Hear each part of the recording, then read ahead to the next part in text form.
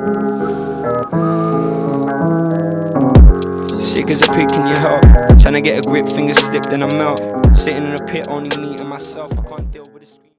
I can't believe that over the 10 years that I've listened to music fully and listened to a lot of rap artists, I'd ever believe that Tyler the Creator would be an artist who would stand out to me in terms of being excited to hear new music. And his newest album, which literally came out today as I'm recording this, Call Me If You Get Lost by Tyler the Creator, in my opinion, is the best piece of work sonically that he's released since Flower Boy.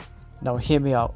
For those of you who don't know, Tyler the Creator started off in around 2010, 11, 12 in a group called Odd Future, which was simply like just misfits and miscreants in a way, just people who are messing around and making good music. Now, Tyler the Creator was a very, very controversial rapper, making very, very big statements about, well, just the things he talked about in his music, things that wouldn't last in today's community, really.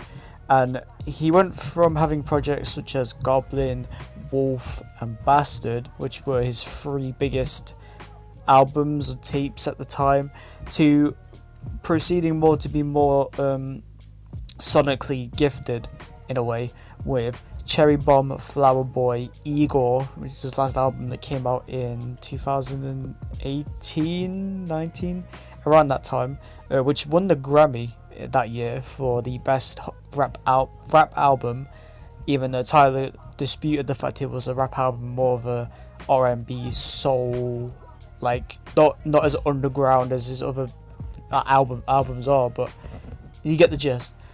And I think I first learnt about Tyler through Earl Sweatshirt, who used to be a very good collaborator with Tyler, but since then the group Odd Future has fallen apart and Tyler the Creator has moved on, so has Earl Sweatshirt. I remember listening to one of his songs featuring Tyler and I was like, who's this Tyler guy? He sounds amazing. Like he was really going off in the song as well, like he was just spitting some crazy verses and whatnot. So I gave him a listen. I listened to Wolf, the album, which I think is a very good album, released in 2014, so at the time I believe it was like a very good album. Like it was up there, if you get what I mean. It was like upper echelon in, like, if you want to listen to an album of just pure rap that like you'll enjoy, I recommend Wolf. And then Flower Boy dropped, and I didn't really pay much attention to it because I literally was still listening to Cherry Bomb, which came out a year after, no, I think it came out in 2016 or 2015, like a year after Wolf released. And yeah, there was something about Cherry Bomb for me that I was just trying to figure out, like, if I liked it or not, because there were some songs on the album that, in my opinion, banged. Like, there was a song featuring Schoolboy Q, which I think was called, like, The Brown Stains of Tennessee, or something like that, and it was an amazing song.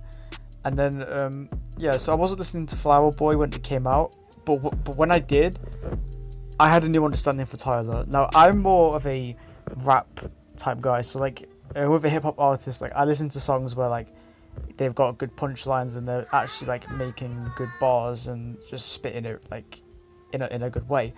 And there were songs on Flower Boy for me that stood out immediately. Those were Forward, Pothole, Who That Boy, I Ain't Got Time, and November. Those are my 5 favourite songs from the album, but that's not me saying I don't like songs that, like, have singing and melodies and stuff in them, because if you go, like, I listen to, like, Jaden Smith, and he's got some songs that, like, have rap verses and then singing choruses, and I really like that. But yeah, so I thought Flower Boy was the best Tyler was going to go. I didn't really like Igor just because it's not my style, but I really did like the direction Tyler was going in with the sound. He was embedding a lot more like percussions and backing vocals and stuff, so I really like that approach. But Call Me If You Get Lost, it's just it's to me what I wanted from Tyler, because a lot of fans were missing that raw authenticity of Tyler's vocalism, because when Tyler used to spit, like, on Wolf and Cherry Bomb and whatnot, like, he still got that to this day. He's got, like, an aggressive tone when he raps, and I think that's really important to his character, and to have it come back in Call Me If You Get Lost is absolutely amazing. I mean, there were 3 songs already today that I've been playing on repeat, and one of them I'm listening to as I'm recording this voiceover. The first one is Sir Baudelaire, which is the introduction track, and then the track next to it, or following it, Corso. That's a really good song. And Manifesto featuring Domo Genesis, I think, is a really, really good song. But a lot of fans wanted Tyler to go back to, but not really go back, because like when people mention like artists going back to their old traits, it's like they just don't care about what they're putting out anymore. Like the fans just wanted Tyler to just be more of a rapper, like being how he used to be. And I think he really hit the mark with that. I think he understood what people wanted. He has songs with Lil Uzi Vert, he has songs with Domo Genesis on this album, to name a few artists. And even on his last album, Igor, he had Playboy Carti and Slowthai featuring. So he knows what the fans want. And I think this album just really goes to show Tyler's still got it in him. You know, it's 2021, but like I personally believe with every album, Tyler has shifted and improved. Like if you look anywhere in the review section, you'll know that Tyler just keeps improving, smashing billboards, winning Grammys.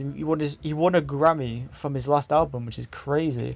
But yeah, I think Tyler the Creator has evolved into an artist that will go down in history, like just as being the biggest example of what can happen when you really put your mind to something and realize that you're working with something incredible, and before you know it, you're gonna get everything you want in life. So